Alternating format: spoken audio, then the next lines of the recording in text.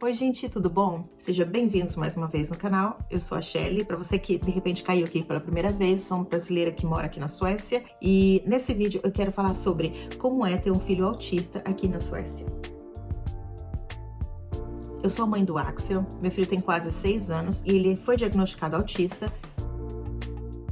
O Axel, desde sempre, ele inspirou cuidados, porque ele nasceu prematuro de 26 semanas e 6 dias, ou seja, de 6 meses mais ou menos. Então, o desenvolvimento dele, já desde o início, já foi diferente. Eu já esperava que ele fosse ter um desenvolvimento um pouco mais lento do que as outras crianças, então a gente não percebeu nada. E todo o desenvolvimento dele já foi sempre lento já. Ele demorou para sentar, demorou para andar. Então, o fato dele não falar já nos 3 anos foi estranho pra gente, mas a gente só achou assim que seria o tempo dele.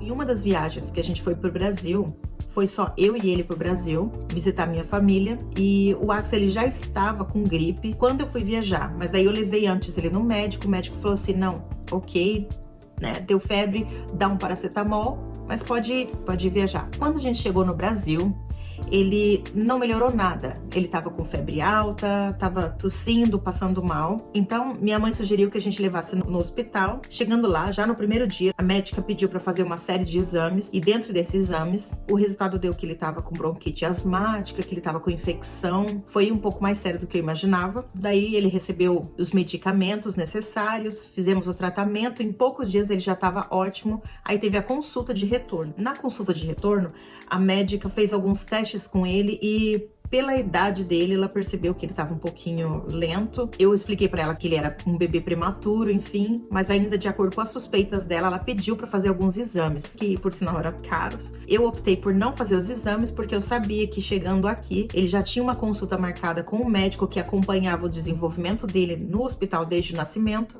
Então, eu resolvi não fazer pelo fato de que a probabilidade é quase 100% que esses exames não seriam aceitos aqui. O médico poderia até olhar, mas daí ele ia pedir de novo para repetir os exames, porque tem que ser os exames feitos aqui. Então, quando eu voltei para a Suécia, nós tivemos a consulta com o médico, eu falei a respeito da suspeita da médica que atendeu ele, contei que ele ficou muito mal. Foi então que ele falou que já estava em processo de investigação. Daí então eu perguntei, vocês têm por acaso alguma suspeita de que ele seria autista? Aí o médico falou que sim. Começamos então nessa jornada. Antes disso, eu não sabia nada de autismo. Vou ser bem sincera. Antes do Axel e antes da suspeita da médica no Brasil, não tinha ouvido falar sobre autismo, não tinha pesquisado nada. A partir disso, eu comecei a ler sobre o assunto para poder, por curiosidade, ver se realmente batia com o jeitinho dele. Quando ele completou 3 anos, nós recebemos o diagnóstico que ele era autista. Confesso que foi muito difícil, porque quando a gente recebe o diagnóstico de que teu filho é autista, ou que tem qualquer outro tipo de diagnóstico, eu creio que você pega toda aquela expectativa que você tinha em cima do teu filho e você joga de lado. Então, é um processo difícil, é um processo que praticamente é como se você perdesse uma criança e ganhasse outra. Tivemos o nosso tempo de lamento. Então, logo depois do diagnóstico, recebemos ajuda para poder entender o que estava acontecendo com ele, que é o autismo, como se comunicar com o filho, enfim. E ele também começou a fazer o tratamento. Aqui na Suécia, todas as pessoas que têm algum tipo de deficiência, ela recebe o seguinte auxílio. Todas as crianças recebem o Barnbidrag. O Barnbidrag seria o equivalente ao Bolsa Família no Brasil.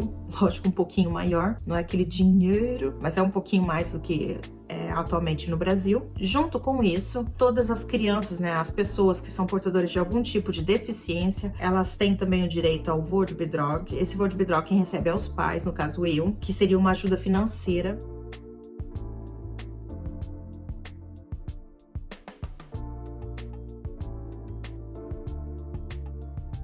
Mas também tem outros que o Axel ainda não precisa, que seria Bostadsanpassning, mais ou menos.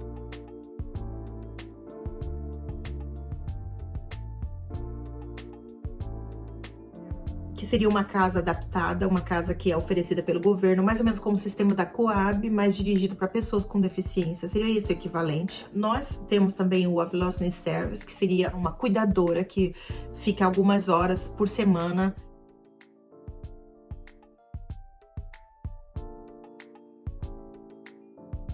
essa pessoa sai com ele, passa umas horas com ele. E nesse tempo livre é um tempo que realmente é necessário, que faz muita diferença na vida de um pai, de uma mãe que tem algum filho com algum tipo de necessidade. No meu caso, para mim faz toda a diferença, porque eu amo meu filho de paixão, mas é cansativo. Aqui é também oferecido uma escola que já é própria para pessoas que têm algum tipo de deficiência, como seria o mental ou físico também. No caso do Axel seria o Sesc Kula. Eu não sei o que eu posso comparar para ser equivalente no Brasil, mas é uma escola que é um pouco mais adaptada, tem poucos alunos na sala, cada aluno tem uma pessoa que vai estar auxiliando ele, fora a professora. Ele vai aprender, vai estudar, mas de uma forma um pouco diferenciada, um pouco mais adaptada para a necessidade dele, né? Outra ajuda também é o Habilitering. Lá o Axel conta com a ajuda de fonoaudiólogo, de psicólogo, nutricionista, tem terapia ocupacional, porque infelizmente muitas pessoas que é portadora de autismo têm dificuldades para comer, é muito seletivo para comer ou não come quase nada. Mas nós não nos encontramos com muita frequência. Os encontros acontecem mais ou menos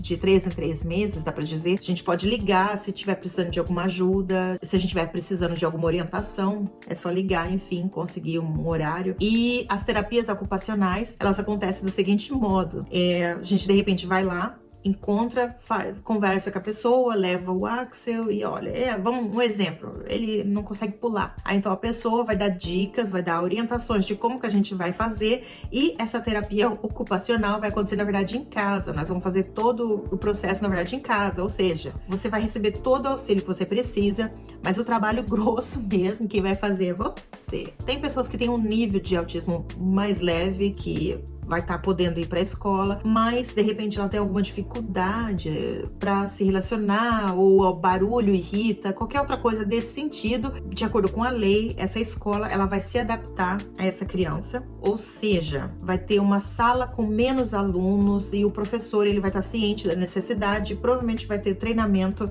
em cima disso e vai ter alguma pessoa ali ajudando junto na sala para poder estar dando mais atenção e adaptando o ambiente para essa pessoa com autismo. Mas o sistema de saúde aqui para pessoas com deficiência é top? Vou responder igual o personagem do meu seriado favorito. Né? O sistema de saúde aqui, ele é bom, mas ele vai funcionar assim, power, quando eles achar que deve. Você não vai conseguir assim, não vai ser tão fácil. O Axel, ele já recebia acompanhamento do hospital pelo fato de ter nascido prematuro, e a partir dali foi iniciado toda a investigação em relação ao autismo, que depois ele recebeu o diagnóstico e depois ele começou a receber os auxílios e as ajudas que o governo oferece para as pessoas com deficiência. Mas para qualquer outra pessoa que de repente suspeita que o filho é um pouquinho diferente, ela vai ter que ir no posto, depois no posto, vai ser indicado para o médico geral, depois o médico geral vai passar para outro médico. Enfim, o processo vai ser um pouquinho mais longo, então pode ser rápido como foi para nós, ou pode ser devagar. Como tratam as pessoas com deficiência aqui na Suécia? Eu posso dizer que a pessoa aqui com deficiência é tratado, na minha opinião, com dignidade. Elas não são excluídas, elas são incluídas na sociedade. Então é muito comum você ir no shopping, você ir no mercado, encontrar algum cadeirante, alguma pessoa que você consegue ver que ela tem alguma necessidade física ou, sei lá, mental. Você consegue ver, mas a pessoa tá ali, de repente fazendo compra, tem alguém ajudando, ela tá sozinha, com a sua cadeira de rodas, enfim. Os lugares geralmente são adaptados, tem os banheiros adaptados para as pessoas nos restaurantes. Quando você tá andando em público, como eu, por exemplo, com meu filho, se de repente ele faz algum tipo de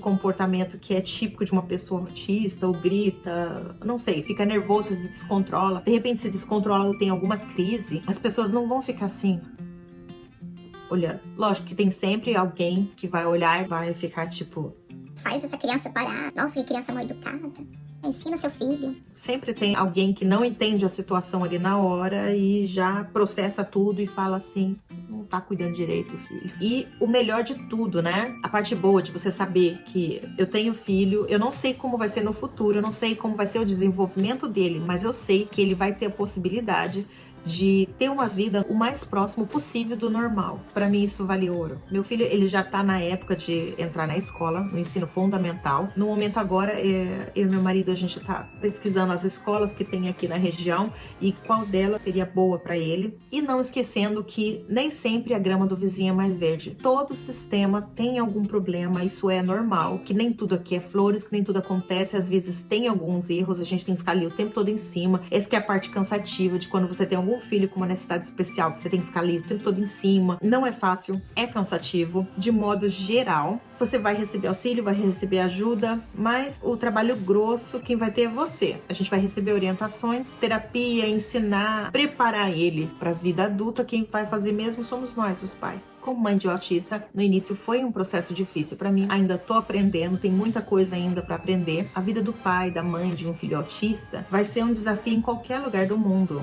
seja no Brasil, seja aqui na Suécia. A estrutura da sociedade em volta influencia muito. Eu não sou especialista em autismo, eu aprendo todos os dias com meu filho, eu continuo aprendendo. Eu posso dizer que eu sou uma especialista, mas no meu filho. Meu filho conhece o jeitinho dele, a gente tem aquela coisa, né? Ele olha pra mim, eu olho pra ele e a gente já se conhece. Mas o que eu posso dizer é que esteja onde você estiver, se você vê que o seu filho, ele tá se desenvolvendo de uma forma um pouco diferenciada das outras crianças, procure ajuda, procure orientação, faça os exames, faça depois o tratamento, faz a terapia na sua casa, dia após dia, que você vai ver resultado. Eu faço uso de muito material de apoio, como um timer, figuras demonstrativas, para que meu filho consiga assimilar o que eu tô falando, né, a palavra e a coisa.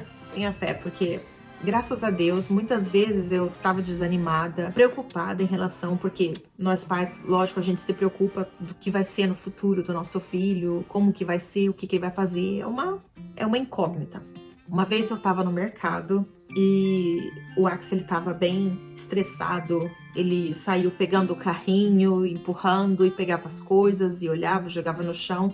Algumas pessoas olhou, tipo, o que tá acontecendo, né? Mas não fala nada. Vendo aquela situação do Axel, e aquilo me angustiou muito, porque eu tava pensando comigo, falei, meu Deus, vai sempre ser assim? O que vai ser do meu filho? Tinha um homem que ele tava com o filho dele andando ali fazendo compra, e ele tava observando a nossa situação. Eu fiz de conta que nem era comigo. Daí ele chegou, puxou conversa comigo. Oi, tudo bem e tal? Tô vendo seu filho. Posso falar uma coisa? Daí ele falou que ele tem um filho, que hoje em dia é adulto, tem 20 e poucos anos, e ele falou, meu filho fazia a mesma coisa no mercado, ele chorava, gritava, debatia, passei por muitas situações parecidas, mas isso passa, seu filho vai crescer, ele vai desenvolver. Hoje meu filho, ele mora na casa dele, ele tem ajuda, mas ele consegue ter uma vida independente. Ouvi isso dele, naquele momento eu percebi que Deus, ele ouviu meu coração, ele viu a minha angústia em relação àquela situação, e ele de novo, porque essa não foi a primeira vez, ele tocou no coração de uma pessoa para poder vir e falar, como se dissesse, tá tudo bem, vai dar tudo certo. Então a mesma coisa eu falo para você, hein? Seja no Brasil, seja aqui na Suécia, ser pai de uma criança autista é a mesma luta, não importa a ajuda que você tenha.